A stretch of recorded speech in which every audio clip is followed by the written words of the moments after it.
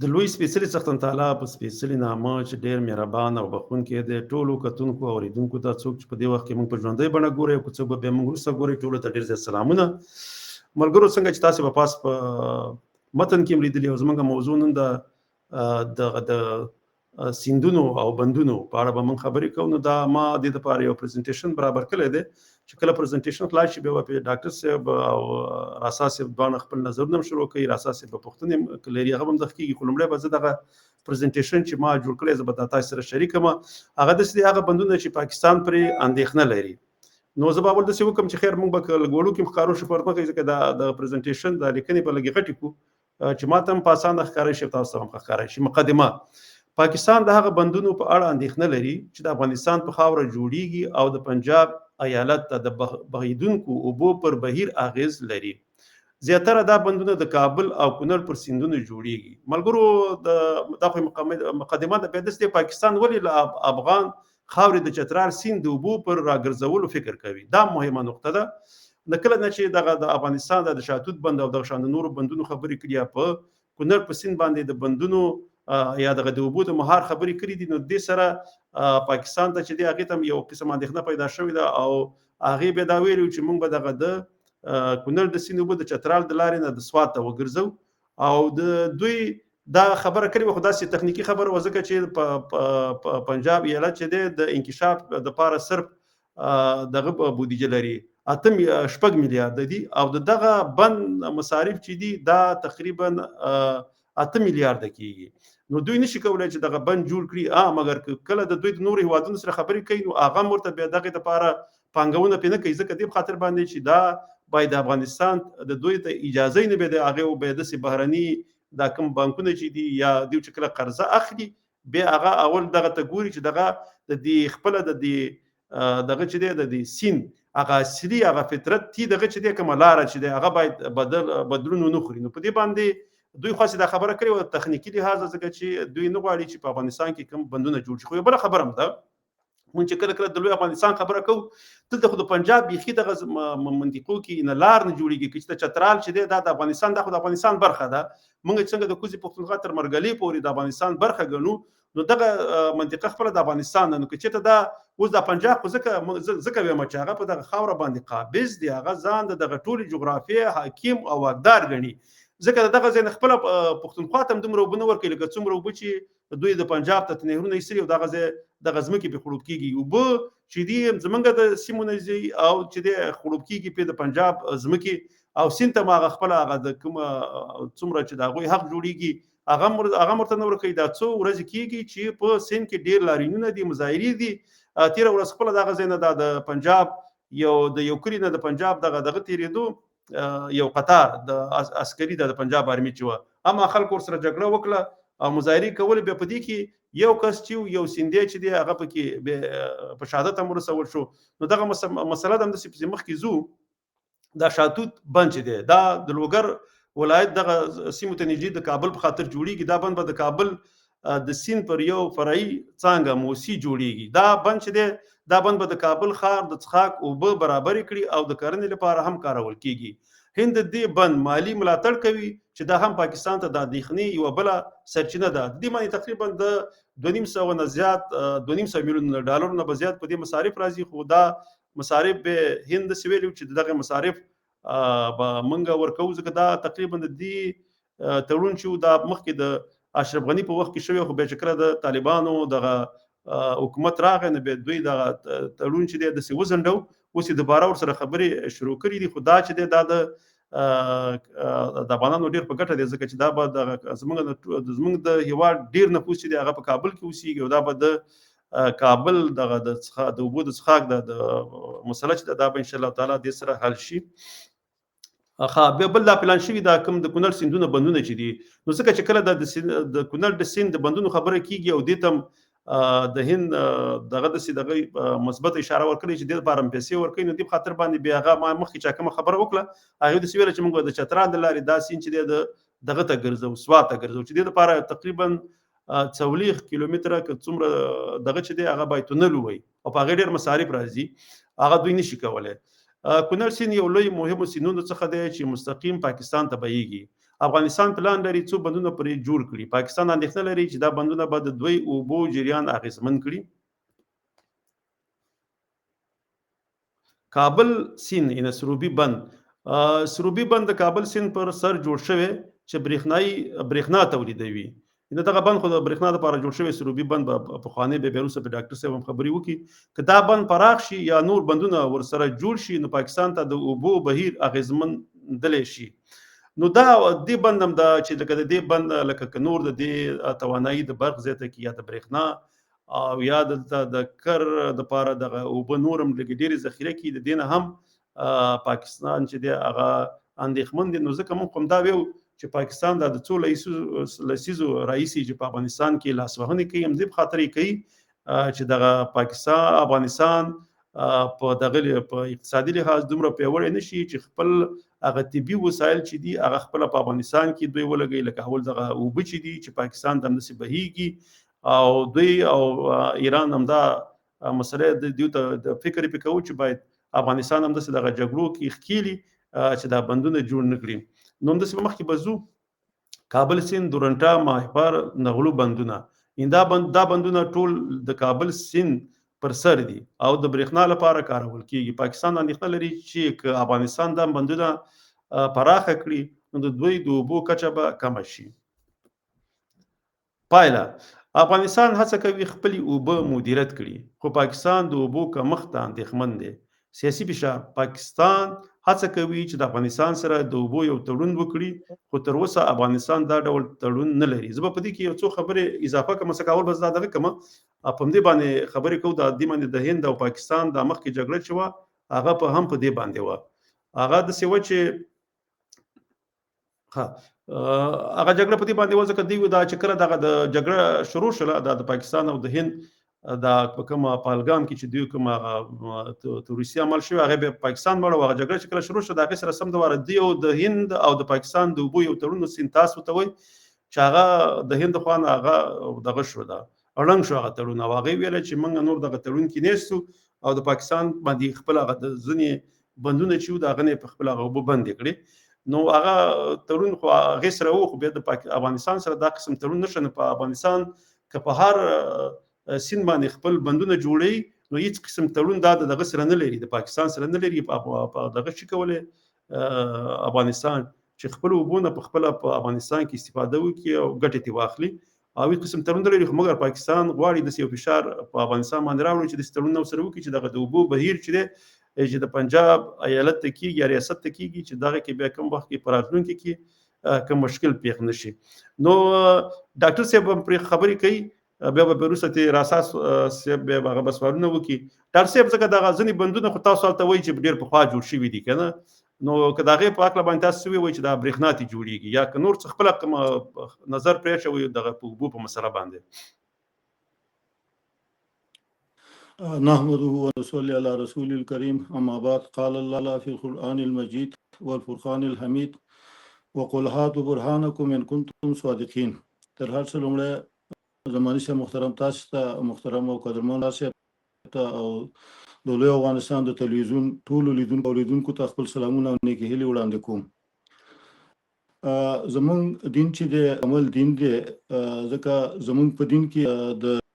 ژوند په ټولو برخو کې دا سیاسي دین، دا د ترقۍ دین دی، دا د تجارت دین دی، دا د ټولو مشکلاتو د حل دی، دا د ټول د الله د ټول مخلوق د حق حقوقو دین دی. ځکه کې د الله د ټول مخلوق حقوق معلوم دي او دا چې موږ خپل دین څخه نه خبره سو یا په دین باندې څه ناسو پوهیږو او هغه موږ په ژوند کې نه دی راوستی د خپل شخصي مفاداتو په خاطر باندې، دا زموږ مشکل دی، دا زموږ د دین مشکل نه دی. ما چې آیات ستاسې په حضور کې تلاوت کړ، الله جل جلاله فرمایي چې تاسې دا خبره کوئ په کوم دلیل باندې کوئ، دلیل ماته ووایئ. نو مخکې تاسې په ده باندې بحث وکړلو، خمله کافي او څه مختصره څېړنه پرې وکړله. د ټولې دنیا زړه اسیا دی او د اسیا لوی افغانستان دی او دغه ټوله دنیا چې دا په شکل د یو کدو شکل لري. د کدو د باندې ډېر ښه ښکلی دی خو دننه ورکې هېڅ هم نشته دی او لوی افغانستان په شکل د یو هندواړې دی، د باندې سپیرلې خو د نن ټول مېونه او د یاقوتو او د زمونه او د طبيعي ټول زیرمو نه ډک دي لکه دې دغه طبيعي زیرمو نه ترنه پوری چا سالمه استفاده نه کړي مګر الله دې زمونږ د اسلامي امارات موجوده مشرانو ته واکدارانو ته همت ورکړي چې واقعا د اسلام افغانستان کې په خپل ځان او په خپل ملت او د ژوند په ټول برخو کې د افغانستان عملی کی نو کچیرته موږ دا عملی کړ په لوی افغانستان کې خو غریب پرې ده چې په نړۍ کې به ان شاء الله زمونږ کومک به نور رسیږي چې ولې افغانستان دومره د طبيعي زیرمو ډک دي د کپدي خاطر باندې کده اوبو په برخه کې وای کده غاز په برخه کې وای کده نفت په کې کده یورانیم په برخه کې کده دغه د جغرافیه خیال ترا کړی د چې دغه د ژوند ټول امکانات د سہولتونو زموږ د برابر کړی دي ولې چې موږ سیاسي مشر څخه محروم استو هغه که په اخوانانو کې هم دي که په خلکانو پرشمانو کې هم وو او الله پاک دی اوس دغه اسلامي امارات واقعي دوی ته توان ورکړي چې واقعي شرعي عملی کی کچیرته دوی واقعي شرعي نظام عملی کی نو ان شاء الله افغانستان به د نړۍ د ټولو پرمختللو هیوادونو سره په نړۍ کې سیال پاتې شي نو دا ډیره مهمه ده د اوبو چې د ژوند مسله ده او د په دې باندې په قران کې او په احادیثو کې زخت ډیر آیاتونه او محسلم په ډیر تکرار په دې باندې کړي چې تاسو اوبو مصرف باید اوبه مصرف کوي او دا اوبو څخه څنګه استفاده وشي چې نن هم د نړۍ پر مختللي هیوادونه د ساينس او د ټکنالوژي سره د هغه یو نیم زر کال مخکې دغه چې کوم وړاندیزونه کړی دي ولې الله دې موږ ته په دغه خپل خبرو باندې زمونږ پروفیسورانو ته کاغه د تجارت پاک لدی د سیاست پاک لدی هغه د اوبو په ارتباط باندې دي هغه د زراعت په ارتباط باندې دي الله دې هغه موږ ته واقعا د په خپل مسلک کې د خدمت مصدر جوړ کی واقعا هغه د افغانستان خواخوږي شي موږ تقریبا یو کال وړاندې یو کانفرنس درلودلو تقریبا د نړۍ د ګور څخه د لوی افغانستان د متخصصانو په نمائندګۍ باندې تقریبا 98 نوی کسان لایف مونږه او اغلته پروفیسور چې نومي زمانه اوس د یاد وته ویل چې مونږ کله د پنشیر په دغه باندې غوښته چې بندم جوړ کړو نو خاغلی عبد الله د غي مخالفت وکړ نو تاسو خپل فکر وکړئ چې امریکایان او د یو مؤسسې د خوا ته دغه ورکړ شو چې موږ په دې باندې یو د برق بند جوړو نو عبد الله مخالفت وکړ بیا امریکایانو ته شکایت وکړ امریکایانو ویل چې نور بندونه کم دي چې تاسو د پنشیر بند جوړوي دې کې موږ ته مشکلات پیدا کیږي چې زمونږ د خاوري خپل خلک زمونږ د خاوري د تمدن او د ترقۍ مخالف دي نو موږ به د خارجيانو یا د پاکستان یا د نور خلکو به موږ داغونه وکړو نو د دې خاطر باندې دا زمونږ د پاره دا ډیره مهمه ده ماته یو دوه شیر را پیښ شو چې وطن سه په تا تیریږي وای سو کړم وطن سه په تا تیریږي وای سو کړم ستان تا کې اوسېږي وای سو کړم او ملتونه جدا کیږي وای سو کړم په مای ځان په مای ګران لخپل ځان زما لوی افغانستان نو ما چې کله د عبد الله خبره واورده زما په ټول وجود باندې لکه اور چې بل شي خانو موږ د پنجاب د ریاست نه د افغانستان د نورو دښمنانو چې هغه زمونږ د اوبو په برخه کې زمونږ سره دښمنی لري لکه د ایران چې زمونږ سره کړي هوکړه باندې هغه عمل نه کوي یو دغه 15 سال وخت یا په بها او به وړي دي او نن هم د اوبو په خاطر باندې زمونږ د ملت او عافیه او زمونږ د نظام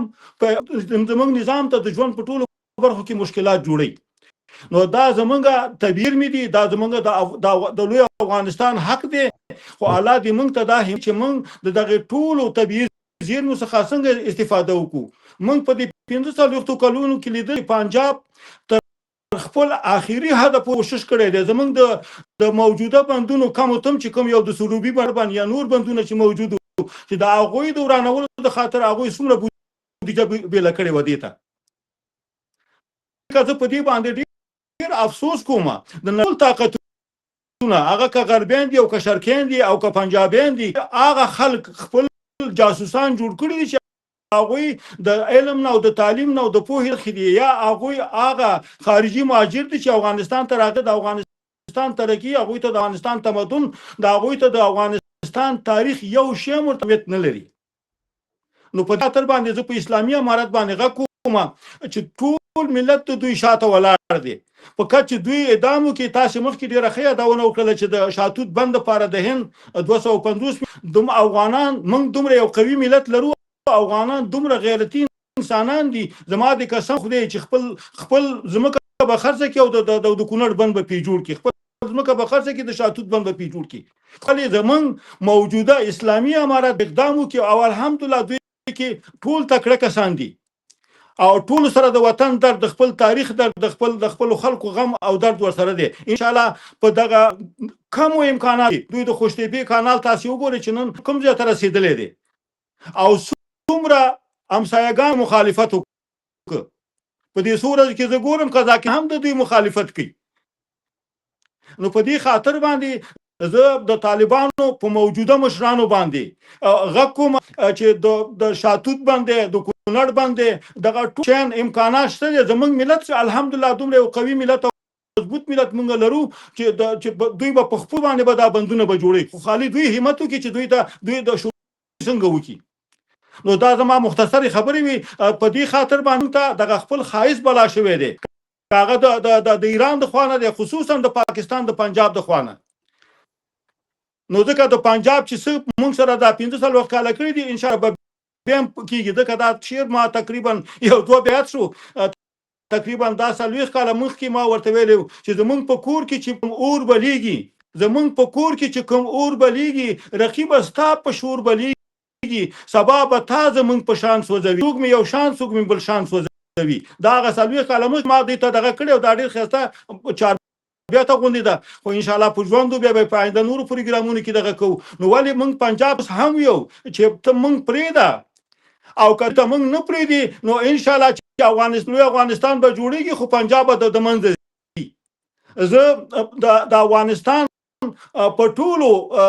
تجارتي رهبرانو باندې موږ هیڅ رهبر نه لرو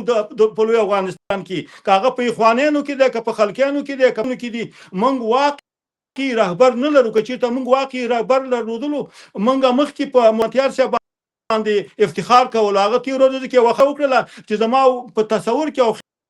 کې نه راتله. که چېرته پنجاب تجزیه کېږي نو د افغانستان د تجزیې ویره هم شته دی. نو وخت موږ یو سپین ږیری داسې خبره وکړي نو دته به څنګه موږ سیاسي مشر ورته ویو، دته به موږ څنګه سیاسي ویو، یا به دته موږ څنګه افغان ورته ویو. نو په دې باندې د طالبانو په موجوده مشرانو باندې غږ کوم چې ملا خپل وتړي، ټول ملت د دوی شاته، که هغه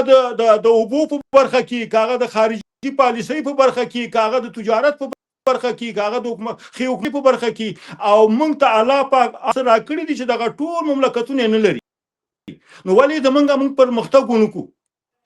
نو ان شاء الله د شاتوت بند به هم جوړیږي او د کونړ بند به هم جوړیږي او زمونږ ملت به ټول ان شاء الله د آرام ساه اخلي او موږ به ان شاء الله د ټول سیالانو جوړیږو. دا یو ولنډه شان دغه و چې ما خپل نظر تاسو سره شریک کړ. ډیر من ډاکټر صاحب ډیر مفصل خبرې مو کې راسا صاحب تاسو کوم سوال لرئ؟ مننه باورا صاحب، تاسو ته سلامونه، ډاکټر صاحب ته بیا هم سلامونه، ټول لیدونکو ته سلامونه چې څوک هم دا اوس موږ په ژوندۍ بڼه ګوري د لوی افغانستان تلویزیون څخه. ټولو نه یوه نړۍ مننه. باورا صاحب ډېره ښه موضوع انتخاب کړې ده. واقعا اوبه یا بندونه چې اوس څومره اهمیت لري په ټوله نړۍ کې، د اوبو اهمیت یعنی د هر څه نه اوس زیات ښکاري، ځکه چې هغه څومره چې په د ژوندانه په لحاظ باندې اوبه اهمیت لري او بیا خصوصا په دغه اوس عصر کې چې اکثریت اوبه یعنی د څښلو نه دي. تاسو وګورئ دغه ټوله اروپا اوبه دي، ولې د څښلو اوبه دلته په ډېر مشکل باندې تصفیه کېږي، څو فلټرونو نه وځي او بیا چې بالاخره هغه د استفادې وړ کېږي. حتی یو بوتل اوبه چې موږ اخلو باورا صاحب، تاسې په تقریبا چې په دغه ټانک یو بوتل اوبه تاخلي هغه په 10 روپۍ دی، ولې یو لیټر تیل که تاخلي هغه په 15 روپۍ تمامېږي. یعنې د اوبو ارزښت اهمیت ډېر زیات دی. او بیا خصوصا په افغانستان کې چې د افغانستان اوبه چې مهار شي، دا خپله د افغانستان تقریبا هغه خودکفایي طرف ته وړي، ځکه چې په دغه باندې هم برق موږ تولیدولی شو، هم همسایګانو ته ورکولی شو او هم خپلې ځمکې ورباندې خړوبولی شو. او دا انرژي ده هم د فابریکو هم د نورو دغه ته موږ کولی شو دغه د اوبو نه موږ استفاده وکړو. او دا ډیره زیاته مهمه ده چې د افغانستان اوبه سروې شي، چې دغه د افغانستان د غرونو نه چې کومې اوبه بهر ته روانې دي یا مثلا خپله په افغانستان کې دغه کېږي مصرفېږي، دا باید ټول داسې په هغه تخمیني لحاظ باندې دا مسؤلیت دی دغه د اوبو د وزارت چې دغه ټول باید سروې کړي چې دغه زموږ د افغانستان کې څومره سیندونه دي، دغه اوبه زموږ څو فیصده ایران ته ځي، څو فیصده پاکستان ته ځي، څو فیصده دغه نورو هیوادونو ته ځي. او د دې نه باید عام پوهاوی ورته وشي چې دغه مخکې چې څنګه ډاکټر صاحب یاد کړی د قوشتېپې کانال لا خلاص شوی نه دی، ولې اوس په اسیایي میانه کې هغه نه پوهېږم د قزاقستان کوم دغه دی چې هغې هم دا دغه کړی دی چې دغه اوبه چې قوشتېپه کانال چې جوړېږي نو د دې سره به زموږ دلته ډېر مشکلات پیدا شي. او دا باید افغانان په دې باندې پوه شي چې دغه اوبه چې کوم چې د آمو په سیند کې دغه اوبه روانې دي دغه کې یعنی تقریبا څو فیصده تقریبا 42 که 46% دغه اوبه د افغانستان د خاورې د افغانستان د غرونو نه ځي، یعنی تقریبا دغه نیمایي برخه دغه سیند زمونږ ده. او دا چې موږ ته هیڅ استفاده نه ده کړې، او په دغه ټول دغه کلونو کې چې دغه اوبه همسایه‌ګانو ته تللي دي او هغو ته استفاده کړې ده، یا مثلا ایران ته چې زمونږ کمې اوبه ځي،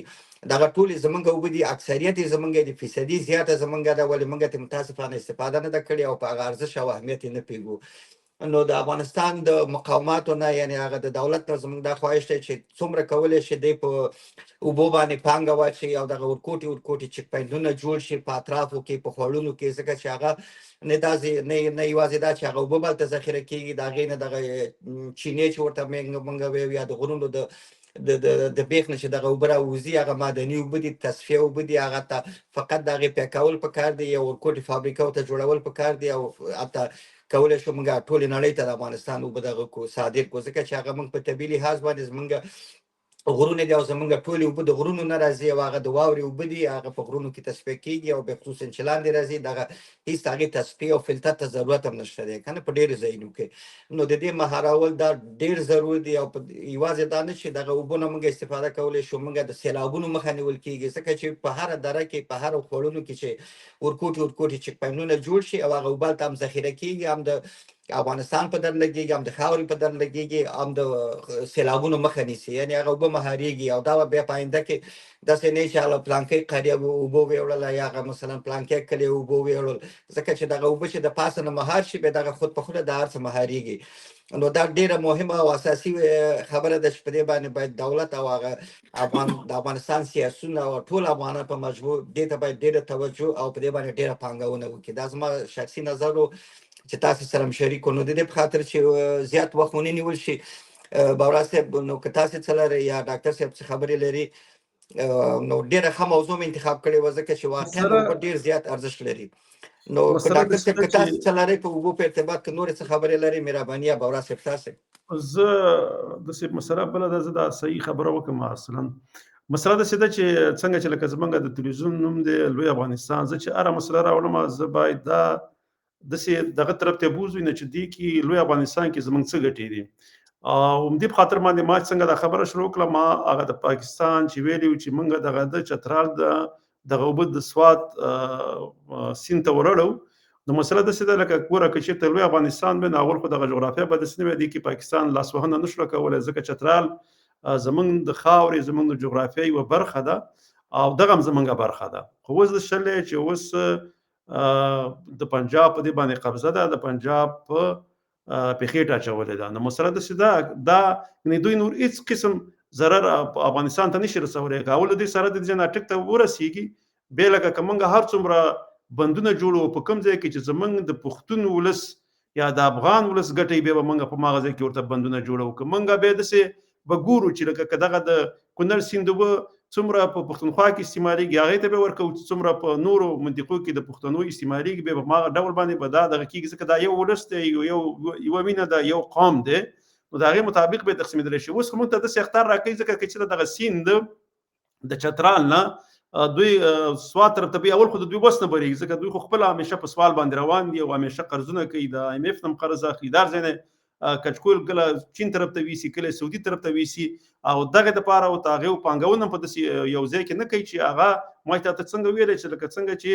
د سیند هغه اصلي هغه کومه لاره چې ده د هغې هغه دغه چې ماتېږي کله بل طرف ته ګرځول کېږي، نو بیا هغه اجازه نه ورکوي دغه ځای کې چې دوی په پانګونه وکړي بهرني کوم هیوادونه چې دي. نو داسې مسله ده چې دوی خو اصلا ان شاء الله تعالی کله دغه لوی افغانستان جوړ شي دغه یو دوی چې دا اوس دا یو خبره کوي به دامو نشي کولای ځکه چې بیا خو دلته به دوی د ځینې به دوی د کډي تلی هغه فوز به هم د ځینې تلی دغه ځینې به دوی سره داتم بیا په د زمونږ سره په مرګله باندې بیا خو دلته دوی هیڅ لاسوهنه نشي کولی. بیا زمونږ خپله خوښه ده چې په کومې سیمې د څومره اوبه افغانان خپله ورکوي او څومره ضرورت په اساس باندې ورکوي. اوس خو د شلی چې دغه ټول ضرورت دوی چې دی پنجاب ته وړي ځکه پښتانه چې د پښتونخوا ډاریږي کله کله داسې وایي چې په پښتونخوا کې زراعت کم کیږي پنجاب کې زیات کیږي. نو په پښتونخوا کې ځکه نه کیږي چې اوبه درنه ټولې وړي د ډېر اسماعیل خان ډېر منطقي چې دغه داسې وچی هغه ځکه اوبه ټولې پنجاب ته ځي هغې په هغه کوم سیستم چې دغه کې ته ډېره کمه برخه ورکړې ده. نو هغه بیا داسې کار دی خو بیا موږ ته بل مثال هم ورکوو لکه اوس د عربي هیوادونه دي هلته خو هېڅ زراعت نه کیږي ټول دغه دي د دشتې دي شګې دي خو هلته هغه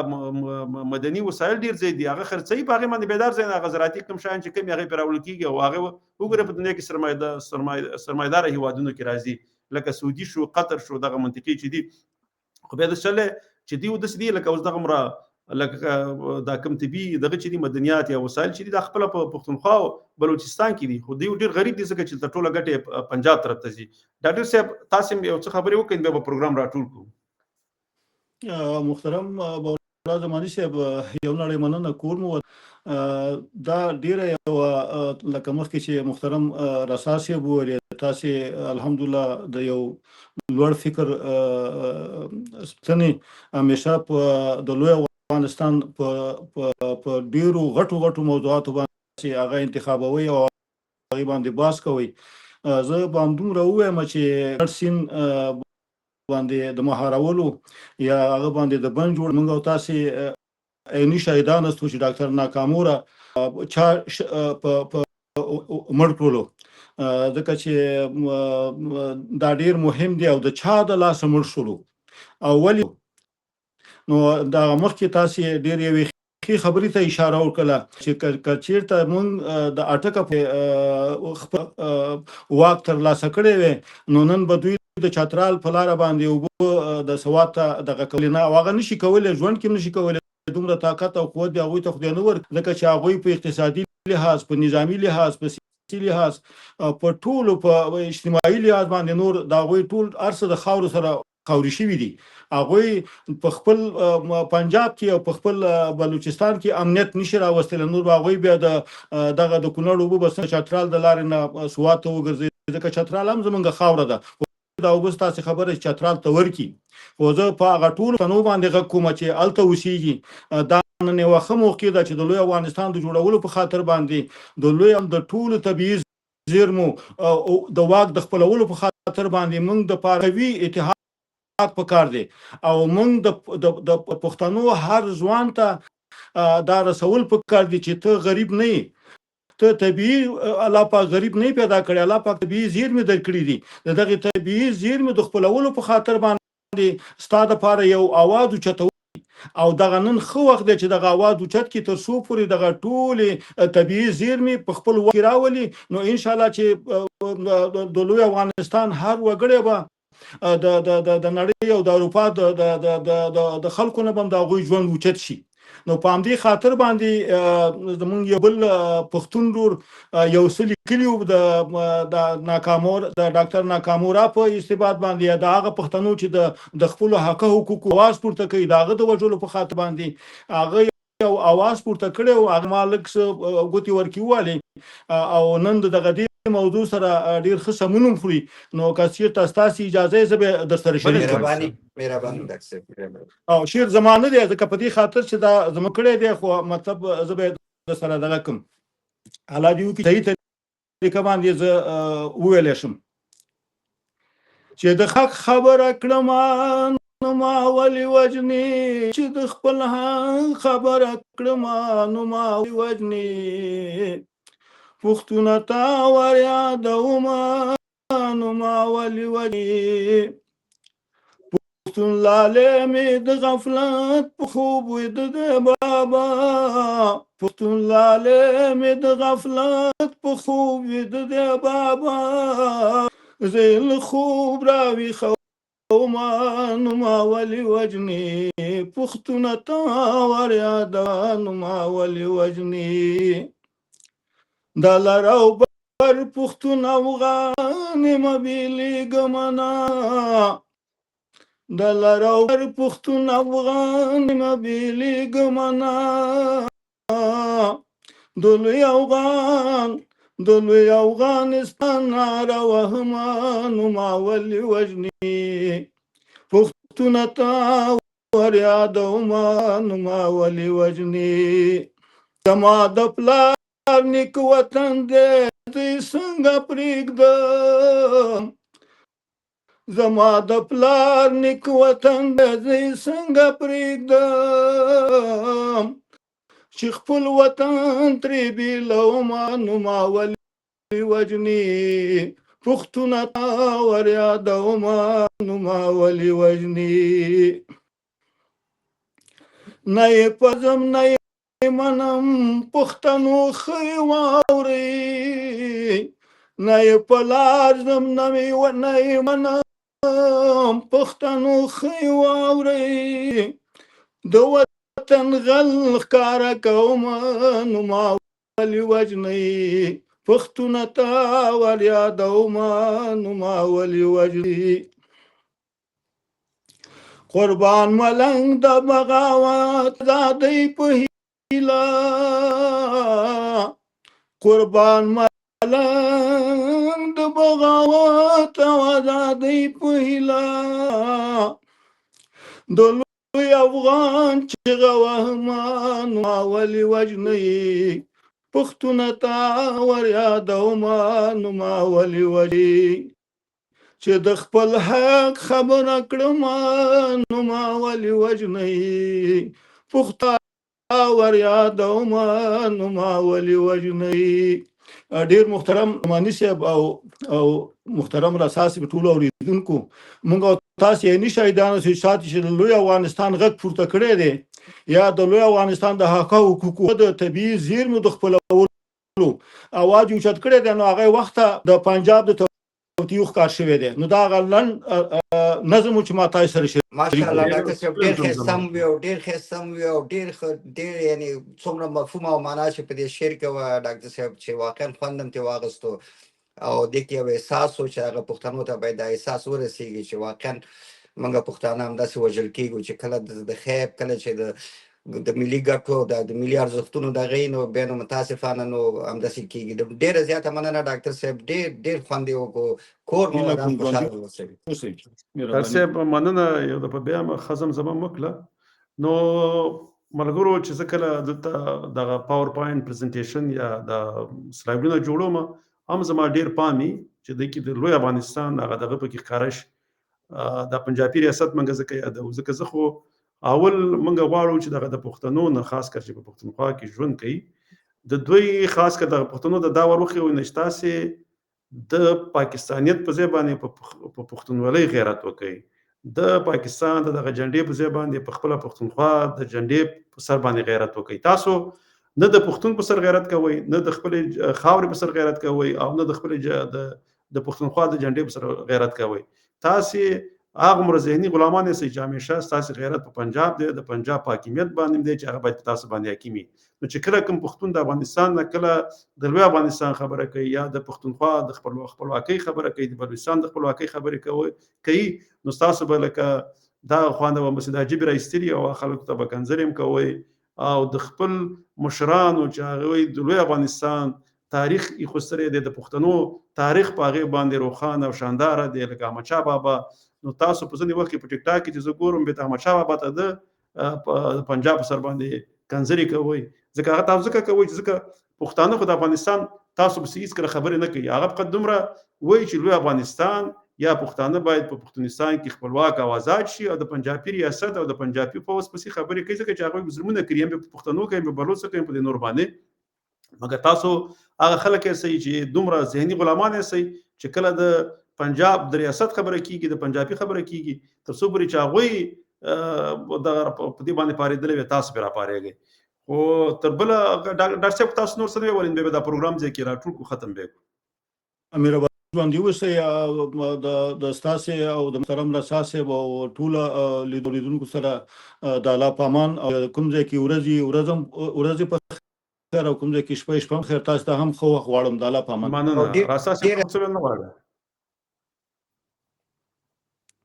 مال څه ویل خو نه غواړي راسا صاحب؟